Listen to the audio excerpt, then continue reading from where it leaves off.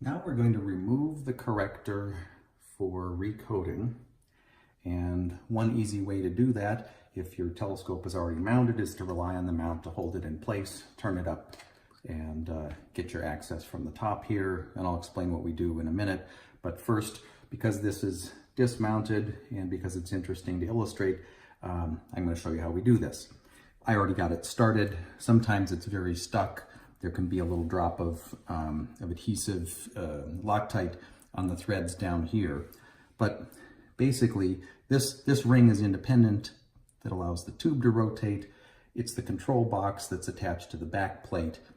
The barrel tube is threaded onto the back plate. So we're just going to hold the control box and turn this. I've already started it. It's easy. I had to really get down real hard like that to get it going. If you dare, you could use a strap wrench if you know how not to put a dent in an aluminum tube. You may need heat to loosen some adhesive, especially down here. The factory says I have one that I've been unable to do, and maybe working all the way around. But anyway, this one came off nicely. I got it started. The next thing I'm going to do is I'm going to back the mirror all the way off. So when you focus, the focuser is connected to the mirror. I want to bring it all the way back here in the tube, and that's just so I can take the barrel off without a lot of scraping and bumping on the edge of that, heaven forbid chipping the edge of the mirror. I've seen chipped mirrors. I can't imagine how carefully removing this would do that. But I'm going to back it all the way off so the mirror's halfway out. The mirror comes to a hard stop. You can't hurt anything by coming up to that stop. It's just simply going to collapse a spring or rest against a stop, and that does the job. So that's feeling firm. This 1962 model has relatively stiff focus. And so now I'm just going to unscrew this.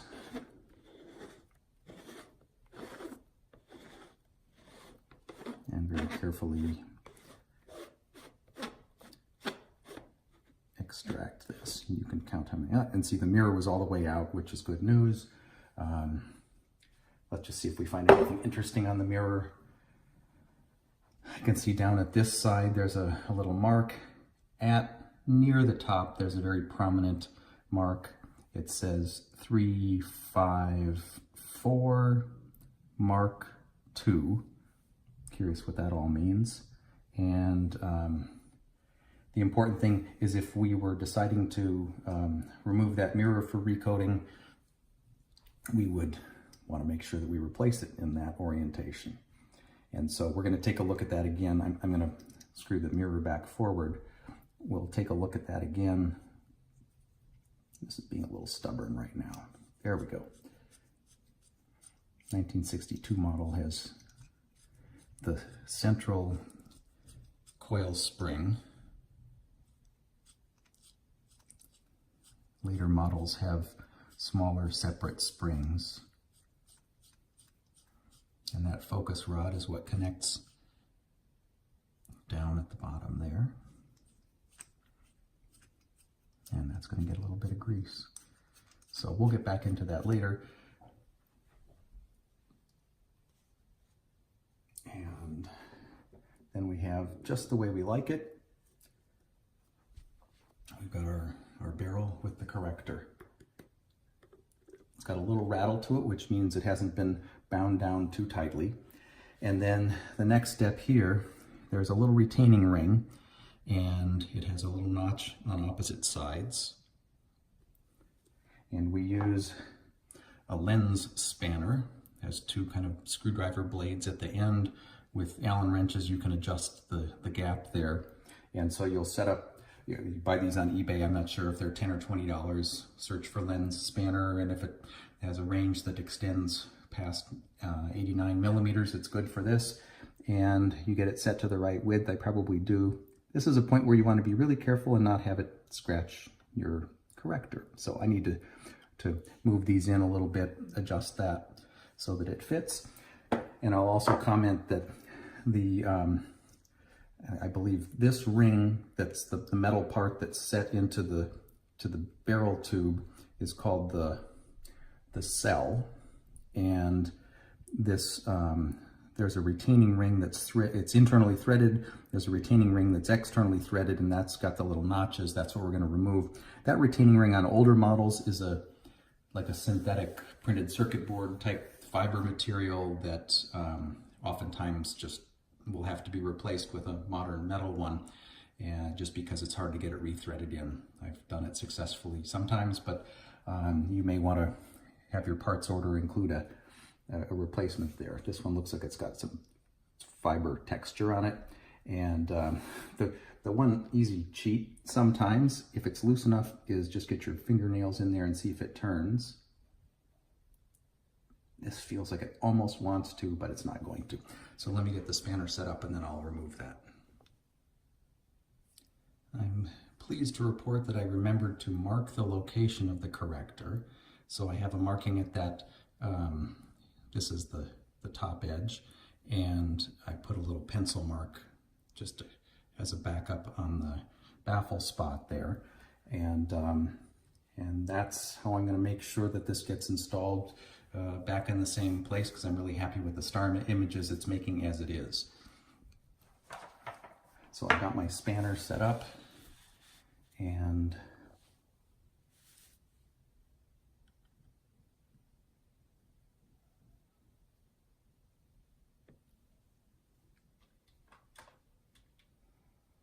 it probably won't take a lot of torque to break it loose. It's taking a little more than I'm used to.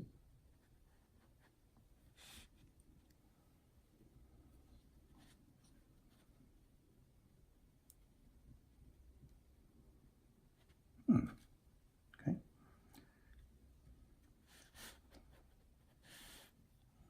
I may get a helper to hold the barrel. Okay. And I'm just going to give this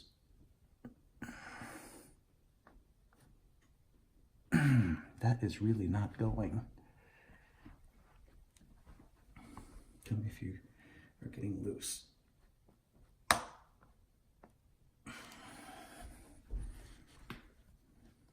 I think I may need to destroy that and then just replace this little ring. It's an inexpensive part. Give it one more try.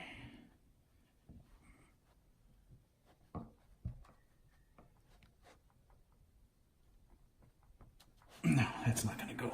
Okay.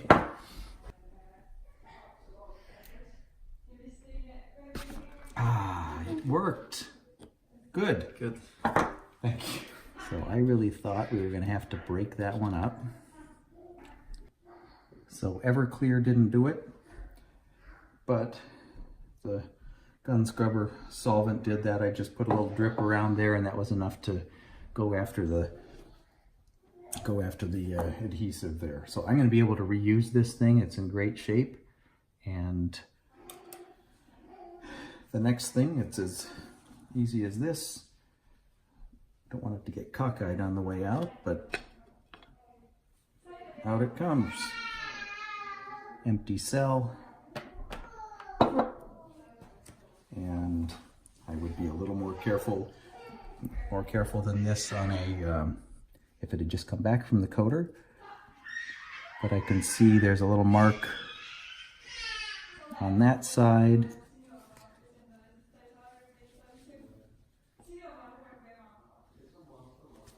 I'm not seeing much in the way of markings here. One mark, and I've got my preserved mark here.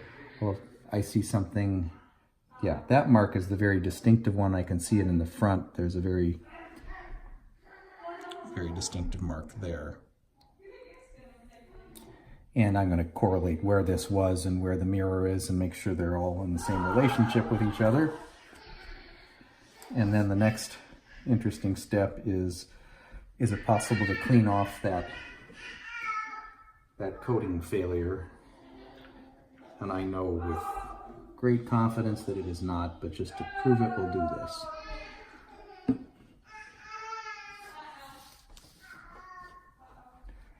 And hard to see with a white background. Let me find a bad spot. No, it's just like everything. It's